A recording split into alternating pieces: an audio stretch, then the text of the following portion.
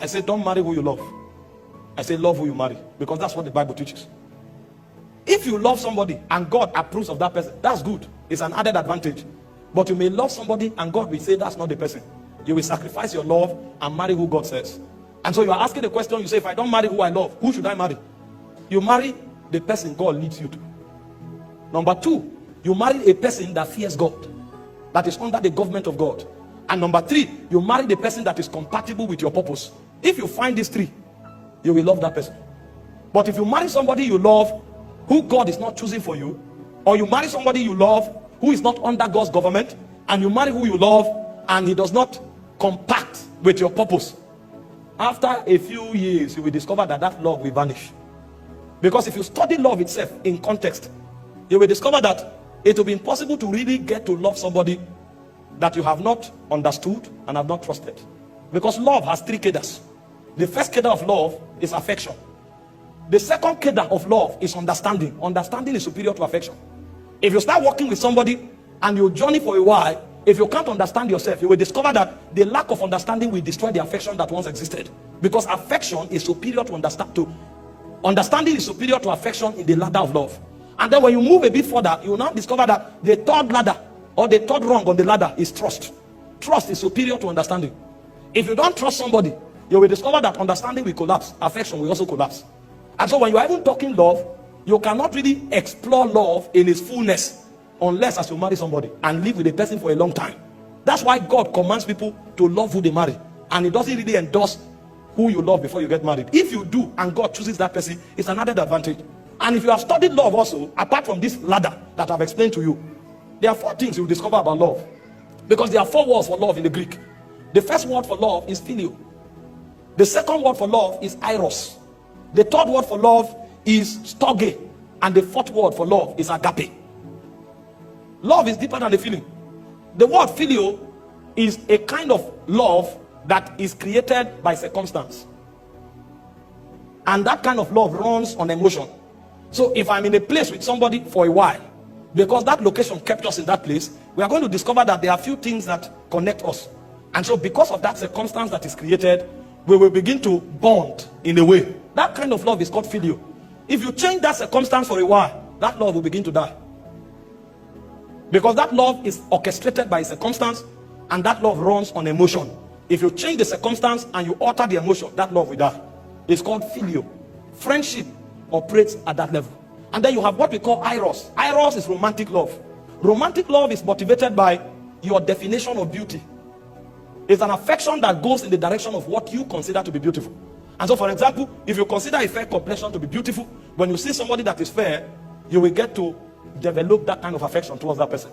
But over time, you will discover that because the glory of man diminishes, a point will come when that affection won't mean, that look won't mean much to you anymore.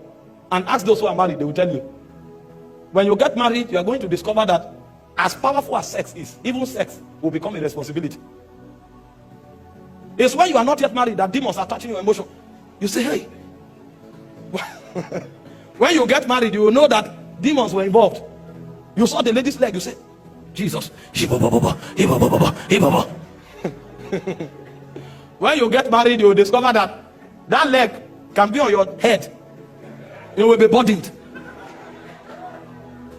Because eros is motivated by what you consider beautiful. A point will come, it will diminish.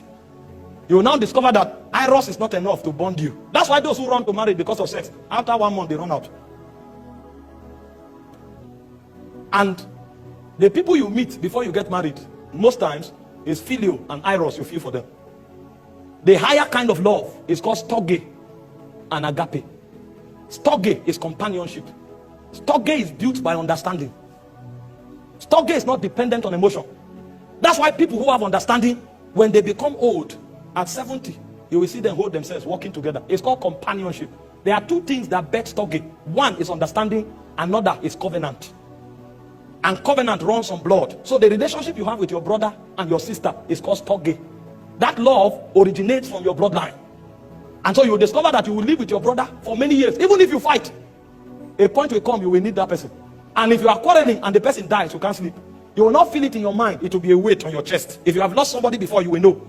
Because that covenant is breaking. And so that detachment will create a weight on you that you can't define, because that kind of love is covenant oriented, and it is also based on understanding. It is when you get into marriage that you can build stoge. There's no way you can build stoge before marriage, because marriage is prosecuted on covenant, and that covenant is enacted on the altar before God, and it is consummated on the bed of affection. And then as you walk with that person over time, you will now begin to build understanding. You will now discover that if that person can discern you and you can discern the person, a kind of love that you can't define begins to grow. You just know, it looks as if you become dependent on yourself so much that you can't do without each other. You can be together for 2 days. There's no Eros operation.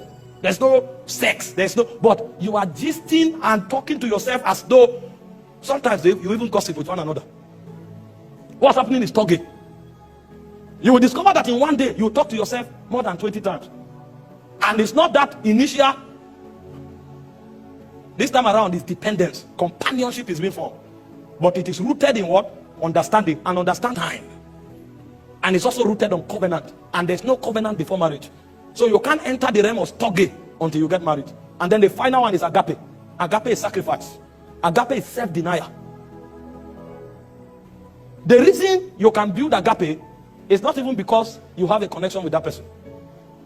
Why phileo is generated by circumstance, Eros is generated by your definition of beauty, stoge is defined or generated by understanding and covenant, agape is external. Agape is dependent on the level of trust and obedience you have for another force outside of that marriage. That's why it's called sacrifice. You don't build agape because of your connection with the person. You build agape because of your both connection with a superior being. And so most of the things you do with that person may not be because of that person. It will be because of your loyalty and submission to that being that binds you together. And so many times when you go through a relationship as strong as marriage, you will discover the reason you will stay will not be because of the person. The reason you will stay will be because of your submission to God. That's why it is in worship and it is in loyalty to spirit beings that agape, the subject of agape, can be defined. And you cannot build agape until you marry somebody.